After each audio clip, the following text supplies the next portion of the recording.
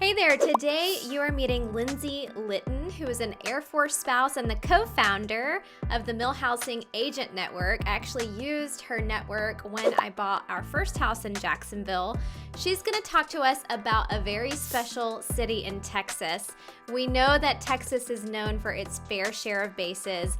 Lindsey has experience living in San Antonio, and she's going to tell us some things that might surprise you about what you'll find when you're living there. This is the duty station, download across the nation. This is the duty station, download it, download it. This is the duty station, download it. Welcome back to the Duty Station Download, where you get everything you need to know about your next duty station. So tell me a little bit about what brought you to San Antonio. What was your first impression when you got there? At what point in your spouse's career were you in there? So San Antonio was a really awesome opportunity for us. We had just finished 4 full years at Cannon Air Force Base when we learned we'd be heading to San Antonio. So we would oftentimes spend our time in Lubbock, Texas. So we're like, yes, we love Texas. We were really excited for the barbecue, the line dancing, the boots. I'll say when we went to San Antonio, we just embraced Texas culture like out of the gate. First thing we did is we went and bought our cowboy boots, because you need boots when you go to San Antonio, because it is country, it is all Texas, it is so much fun, and it is growing. When we got there, that was, let's see, it's been 5 years since we've lived in San Antonio.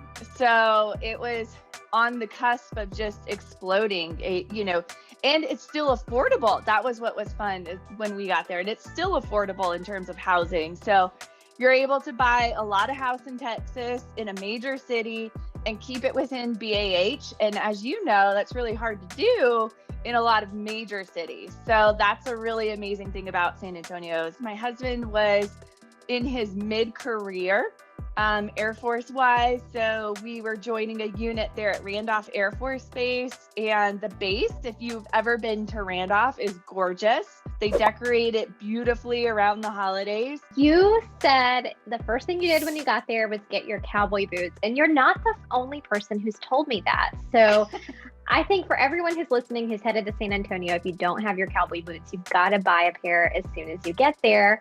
Lindsey, do you remember where you got yours? Do you have a recommendation on where to go to find those cowboy boots? Boot Barn. Got to go to the Boot Barn. You can go to the Boot Barn, and there is just like hundreds of boots to pick from. And you just are like, okay, here we go. What kind of boots do I want? You've got like riding boots, which have more of a pointy toe. And they've got other boots that have like square toe. So you got to get your boots, because you can wear them pretty much year round, because you can wear them with pants, you can wear them with shorts, you can wear them with a skirt. You can just wear your boots wherever you want.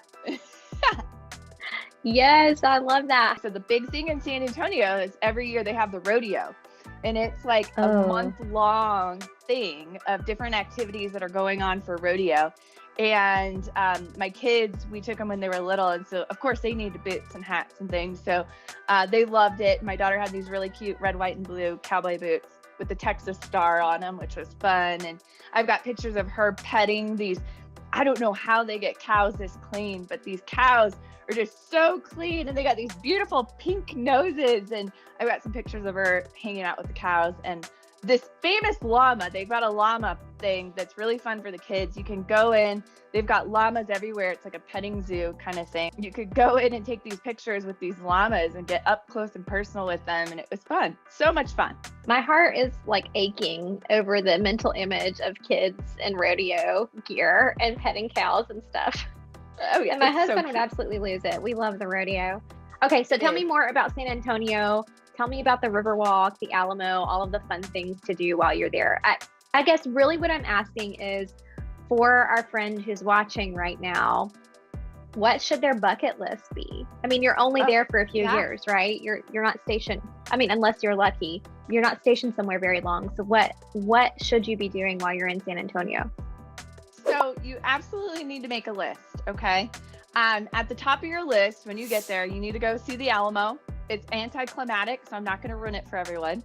you in your mind, because of how amazing they make it seem on the internet, you're like, oh my gosh, this is gonna be so big and epic. And then you get there and you're like, it was 10 minutes. Okay. This is We it. saw it.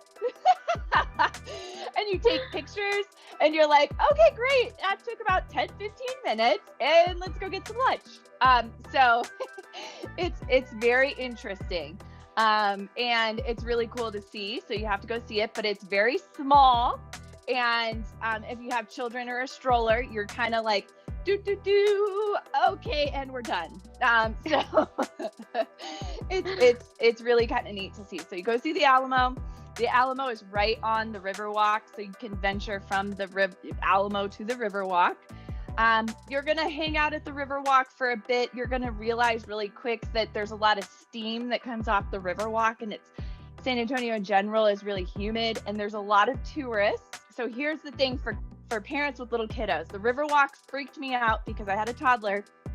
There are no guardrails between the sidewalk and the river. Okay. So when you have a toddler who's a darter, it's very scary because you're thinking the entire time my child is going to fall into that water and that water looks dirty. So you're kind of freaking out the entire time. So take a stroller if you've got darters, and belt the babies into the stroller while you're enjoying the Riverwalk. And that's how I enjoyed it. And it's way more pleasurable that way. Otherwise, the Riverwalk is great. I highly advise checking it out around Christmas time because they decorate it and they have floats. Yeah. So they have the river cruises that do different kinds of floats with lights, and it's so cool to see. So that is really neat. It's kind of like Vegas. When you live in Vegas, you only go to the Strip when you first move there. You're really excited about it, and then you're like, and now that we've done that, we're just going to kind of stay in our little area. So once you kind of experience it, you'll notice like you kind of go to the Riverwalk when family comes to town and they want to see like the Alamo and the Riverwalk. You don't really hang out down there very often. So the Riverwalk's really neat. You got to check that out. They've got really cool districts that are emerging in San Antonio. So the Pearl District is a new district that's just popped up. So the Riverwalk is, really downtown. The Pearl is kind of downtown, but it's further up. The Pearl also has a portion of the Riverwalk that goes through it. It's just new. So I would say if you're wanting to have like a really cool, like hipster experience, the Pearl is where it's at. It's got really cool areas for the kids to run around and play. It's got like funky type restaurants. You got to try Lick, my favorite ice cream place. You get really cool ice cream fusion at Lick. You can try like avocado ice cream, beet mint ice cream, my personal favorite, which it sounds disgusting, but it is amazing. They have Texas sheet cakes, a really fun flavor. And the Pearl by far was probably one of my favorite districts to hang out in. They also have La Gloria in the Pearl, which is this really good Mexican restaurant that you can get different types of street tacos. Margaritas are amazing. Ceviche is my favorite. And that is right on the Riverwalk, but it's not the traditional Riverwalk. So it's a newer kind of Riverwalk, but they have the river barges that if you wanted to take a river tour, here's a fun tip. If you want to do here's a river tour. So the river tours are like $80 a pop per person, right? Okay. You can get the same experience if you take a river taxi, and that's like a fraction of the price. So you could take a river taxi from one end of the river to the other and not avoid, and then you can avoid the tourists, the lines, and the overpricing. That's amazing. Okay. So I'm repeating for your to-do list. Yes, we got the Alamo, we got the Riverwalk, the Pearl District, and at the Pearl District, you need to go to Lick for artisan ice cream, La Gloria's for amazing tacos, and while you're at the Riverwalk, definitely do the river experience, but don't pay $80. Just take a water taxi instead. Yes. Okay. Fun date night if you take a water taxi from one end of the river to the other, and then you get to experience the lights and everything without having to be jammed in there with a bunch of tourists. A couple other places to try that before we get off this subject, because there's a lot to do in San Antonio. So San Antonio has a Six Flags. So if you guys are a family that's interested in adventure parks, you can get a season pass to Six Flags, and they do a bunch of cool stuff. I know we were talking about holiday things. They've got a really fun like haunted house thing that they do during Halloween. They've got a Christmas thing that they do. My kids were babies when we were there, so we didn't get to participate in it. Had we have been there now when they're 8 and 10, we would have been there all the time. And they've got one of the first 3D roller coasters, which I got to ride when they opened it up, called the Batman roller coaster. Ooh. Super fun. And you get to ride all angles of the track in that roller coaster, which is a lot of fun while your feet dangle. So that's another one to add to the bucket list. We were a big fan of 𝗤𝗏𝗏, which a lot of people don't know about. 𝗤𝗏𝗏 is a big water park out in New Braunfels, and they also have a military day, so you can get like half price tickets or something on a military day. And is that close to San Antonio? Yep, it's like 40 minutes from the city, depending on what side you live in. Because again, if you live in New Braunfels, yep. Okay. But if you look up 𝗤𝗏𝗏, it's German inspired, and they've got just fun like lazy river and water slides. And because San Antonio is so hot, it's a great thing to do during the summer. Yeah, I would imagine you absolutely need a water park when your 3 primary temperatures are warm, hot, and super hot. Yeah. Oh, and they use the river water from the Guadalupe in their slides. So you're not getting like super chlorinated water also, which is kind of cool. Oh, that is kind of cool. I really like how you described San Antonio really gets into the holiday spirit, but I heard that they also have their own holiday. Can you explain that to us? So this was something I learned my first year. I wish somebody would have told me about it, because you don't get it until you live there, and it's called Fiesta. So the entire city shuts down for one day in April. And if you're new there, you're like, what's happening? What is Fiesta? And Fiesta is I think it runs for the entire month of April, but they just have citywide events the entire time celebrating, Mexican heritage and Mexican culture. It's pretty awesome. So the schools get into it. My kids were in preschool while we were there. So, Fiesta floats are a really big thing. They have Fiesta royalty. So they have like a king or queen of Fiesta, and then they have these really cool medals. So if you're the type of person that likes to collect things, this is going to be your jam. But they have these medals that they make. Different businesses, different organizations make a medal, and you collect the medals. And people have like sashes that they wear that they stick their medals on, and vests and things. The Fiesta is usually downtown. They decorate the barges, like the river cruise boats, and it's just really cool. Different floats that they have going on. The kids, schools usually have the kids create their own floats, like out of shoe boxes. And my kids were toddlers at the time, so I paper mache'd a float for them, and then they get to pull it behind them. They have like their own little parades. It's just a lot of fun. And if you're new to the city, you're like, what is this? But it's a big deal, and the entire city shuts down for one day to celebrate Fiesta. Oh, it sounds like a blast. I would have so much fun doing that. It's and I can't wait to see like the little kids and their floats. That's adorable. Oh, you aren't living in Texas if you haven't heard of the 𝗏𝗍. And anyone that has ever lived in Texas, they know what I'm talking about. I know back east they have Wegmans, right? Wegmans is like the store for folks that is in the DC, Virginia area. Well, I will say that 𝗏𝗍 is the equivalent of Wegmans. And it's just amazing. You go in, I can't even describe what makes it amazing. They have their own 𝗏𝗍 products. So they've got like different kinds of sauces and stuff that you can't get anywhere else. It's all 𝗏𝗍.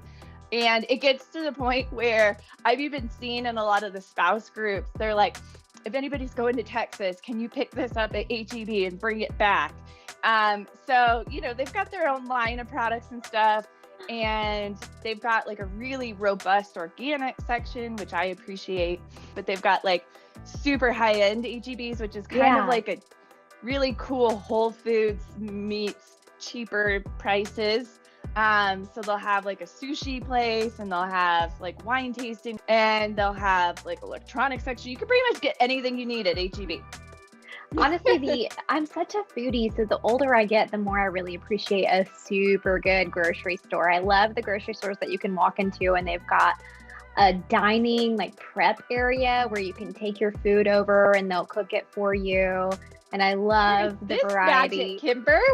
Yes, this is at 𝗟𝗶𝗱. And then I'm a huge Kroger fan too. And Kroger has just started delivering to where I am in Jax. But anyway, tell me a little bit about the environment. You told me before it was kind of like living in Vegas. You compared it to that. Can you explain that? So let's talk about the heat for a moment. So when you go to San Antonio, expect it to be hot, and hot, it has 3 temperatures: hot, super hot, and warm. Those are what you're going to get there. Okay. Not in that order.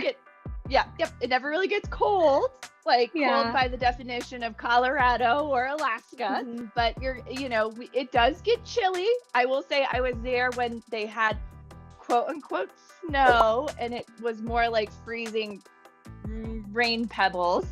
Like hail. It was hail. It was hail. It was accumulation of hail that they decided they were going to call it snow. It shuts down the city. I will say that. Like, if it gets cold, the entire city just shuts down. Like, they aren't prepared to remove it. They don't know how to handle it, and they sure as heck don't know how to drive in it. So I have experienced that. Being from Alabama, nobody knows how to deal with snow there. It'll snow 3 inches. We're out of school and out of work for a week. It's nuts. Yeah. Oh, yep. So, it was very different having experienced seasons to go into a place where, 50, 60 degrees and you're like bundled up. It's like, we're going to the Arctic. People would be in full parkas and you're like, it's only 50. But you get used to it. Well, you've told me about all of these incredible things. I need to know, are there any cons about moving to San Antonio that you want to make our viewer aware of? Yes, there's one thing. So with all the amazing things of San Antonio, traffic is an issue. So the infrastructure of the city hasn't really kept up with the demand of how many people are moving to it. So a lot of people get shocked when they move to San Antonio and they discover, I looked up areas for commuting to Lackland Air Force Base, from the northern part of the city. And on Google, it says it should only take 20 minutes. But the reality is it could take an hour and a half with traffic. And so it can get to the point where you're just get an audio book and listen to it in the car because you might get stuck on that highway. And you just try to adjust your lifestyle to, okay, we don't go on 1604 past 4 o'clock. And we're just going to stay off the highway till about 6 when everybody's on it. Because really good rules of thumb to live by if you're in San Antonio. Yeah. And you don't realize it because, you could get there, you fly in to go house hunting, you're commuting on the highway at off hours when people aren't driving. We always tell people, if you're going to come check out the area, come in a couple days before, drive the highway during peak commute time so that you can experience it for yourself. Because, hey, you might be coming from DC and San Antonio traffic will just seem like no big deal. So it's all a matter of, your level of comfort and what are you willing to do when you come there. But I will say that's probably one of the biggest cons is that, it's just busy, but it's a big city. My big piece of advice is pick an area that's close to where you want to be so you're not commuting across the city. That way you just save yourself time in the car.